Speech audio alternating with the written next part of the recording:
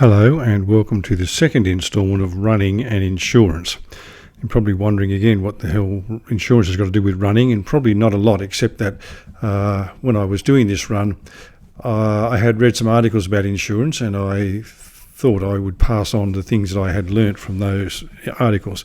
Let me say first of all that I'm not selling insurance, I don't work for an insurance company, and I'm not offering you any advice about insurance policies you should or shouldn't have.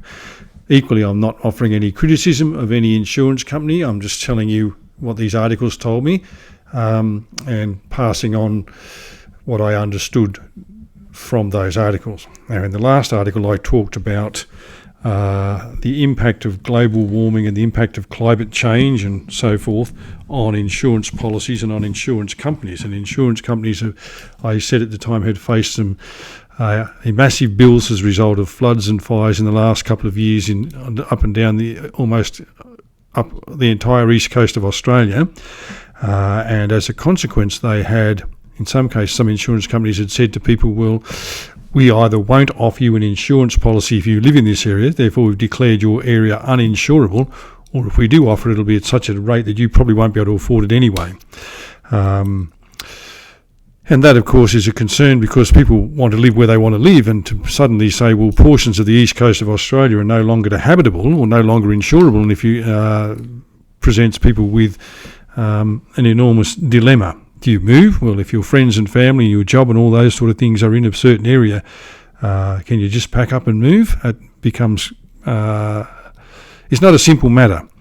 And that means that people have some awkward choices. Now, I understand that the Commonwealth Government has sort of stepped into the process a little bit and declared itself the insurer of the last resort for some of these areas. But remember, when the government does things like this, they're doing it with your money. Now, it's not to say they shouldn't do it, but they're doing it with your money. They're doing it with taxpayers' money, and that money has to come from somewhere.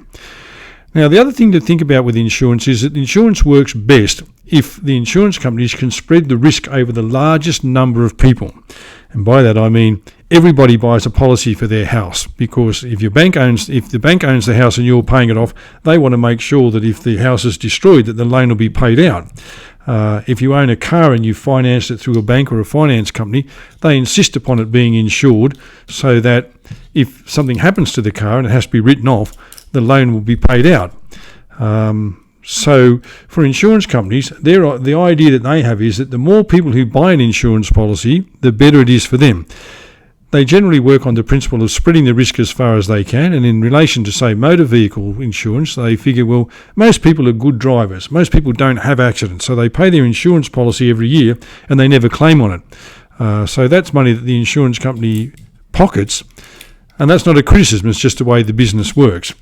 Now, in reading these articles about insurance, I became aware of another issue in relation to insurance that is kind of related to climate change and is going to have an effect on the environment, and that is to do with motor vehicle insurance. Now, your car is probably the second most expensive item you'll ever own. That is after your house. You have to have compulsory third-party insurance, as I've explained, in order to be able to register your car. Then you have a choice of having what's called comprehensive car insurance, which means if you damage your car by running into someone else or running into a pole or something like that, your car will be fixed. If you run into someone else's car, their car will be fixed if you have a comprehensive insurance policy. If you don't have that, you have what's called third-party property damage insurance, and that works on the basis of saying, well, we won't insure your car, but we'll insure the property that you might damage with your car. And that's all well and good. Bear in mind that, of course, cars are becoming more expensive and they're becoming more complicated and therefore more complicated to repair. And bear in mind that as more and more electric vehicles go onto the market, those cars are infinitely more expensive to buy and therefore more expensive to insure. But an interesting thing has been developing in relation to electric vehicles, and that is the tendency, once the car has been in an accident, for the insurance company to write it off. And that is because with electric cars, the most expensive item and the most volatile item is the battery pack. The battery pack generally covers the entire floor pan of the vehicle. And just for the sake of illustration, let's imagine that your battery has 100 cells in it. If one of those cells is damaged in an accident, even a fender bender, then to the insurance company, there's a potential. There's a potential that battery might at some stage either explode or catch fire or leak dangerous chemicals or fumes into the cabin of the car. And rather than take that risk, the insurance company will say, well, that vehicle is going to be written off. And that means that, of course, the insurance company then has to pay out the value of the car, which is either the agreed amount you insured it for or the market value. Now, if you bought a $100,000 Tesla, for example, and it's written off after a couple of weeks, the insurance company is going to pay you $80,000, $90,000. That's a hell of a lot more than paying $20,000 for your Toyota Yaris that's written off.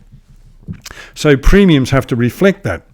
Now, as well, I said this would have an impact on the environment, because when the car is written off, the metal and the plastic and most of the other stuff that's in that vehicle can be recycled and is recycled. The metal's all crushed up, the plastic's all ground up, the tyres are ground up, the wheels are melted down, and most of the parts of the car are in fact reused somehow. The one part that's not reused is the battery, and the battery is now going to landfill. Now, if the cell in that battery is damaged and the integrity of it is compromised, then there's a possibility that the chemicals inside there, which are quite toxic, will leak into the environment, either into the groundwater, or release toxic gases, which people around them will be subject to. And they are, when I say quite toxic, they can be, inhaling them can be fatal. Now, there is no recycling for electric car batteries at the moment because it's not mandated. The government has no legislation to make people do it, and the car companies don't do it.